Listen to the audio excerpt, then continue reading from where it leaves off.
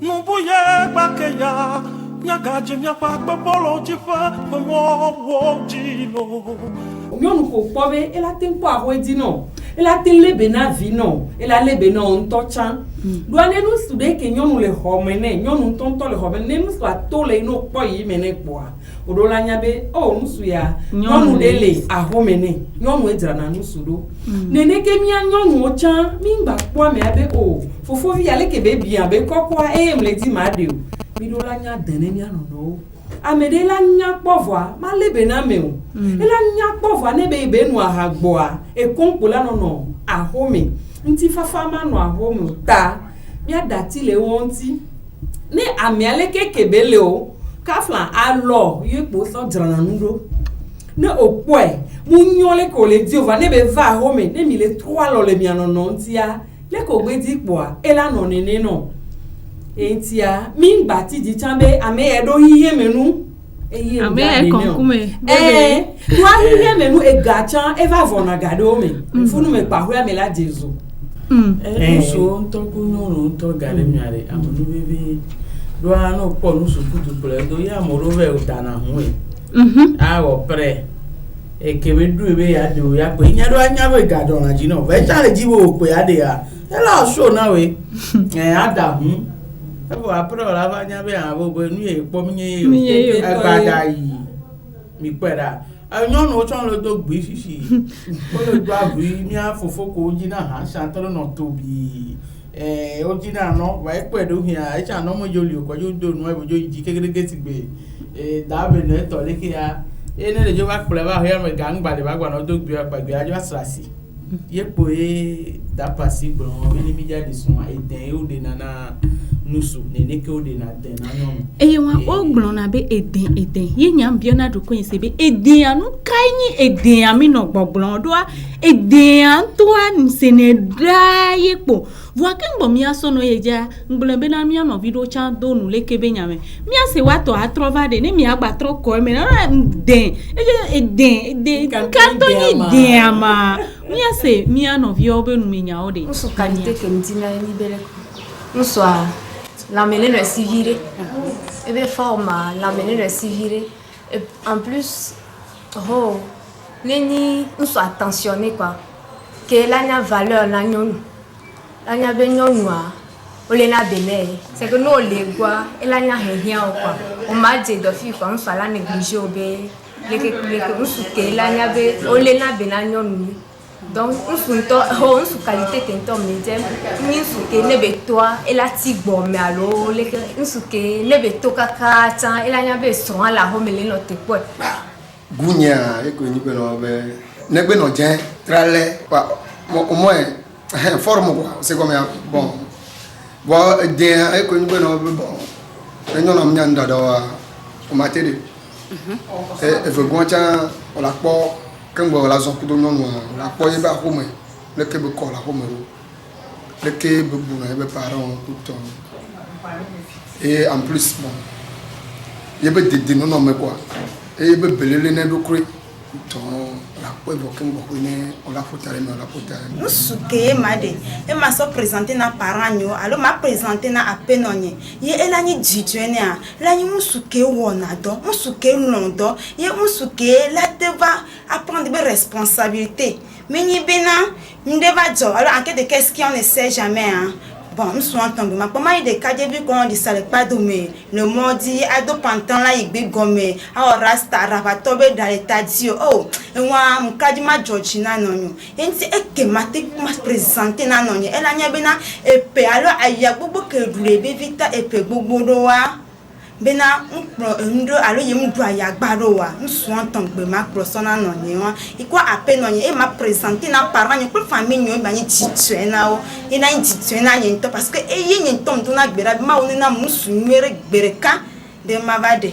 parce que on soit c'est que na qualité que me dia était non sous de pepedi quoi na le dire on sous que la na nyon be valeur na nya be nyon noir on négliger na nyon bon seulement nya je ne vois si be ko gun ba ya mi geje na ndo me après tout mi ba regretter na e ni be no be ko bon ne mi dogo le mo dire ka mi nya qualité ka oni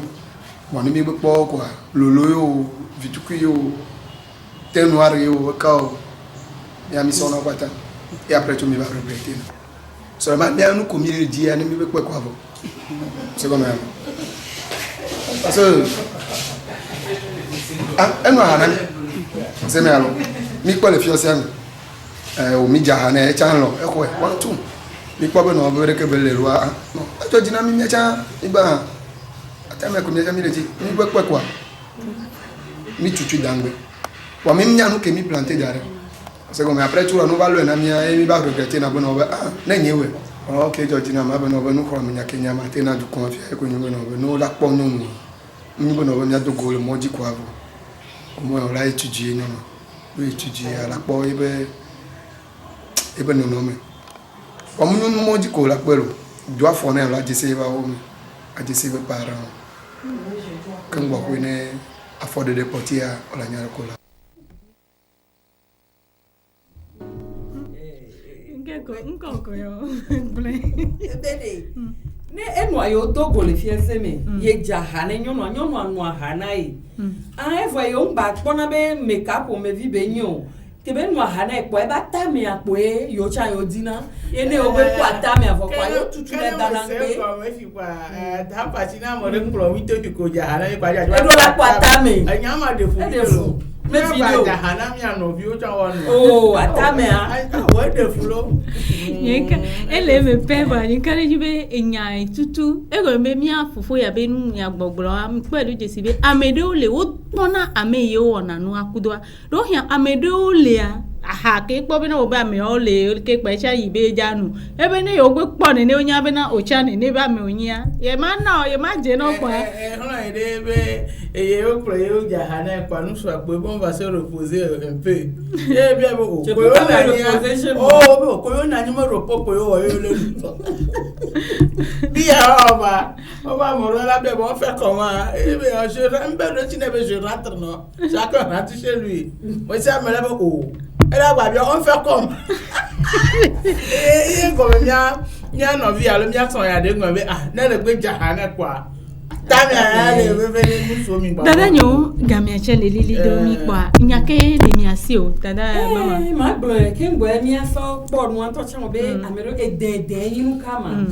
eden are kaflan enyele fie dapasia etonye punonyo ko dima o plan do alode di tata cv fi ko le wan o cho ho hehede da benecha e ho hehebu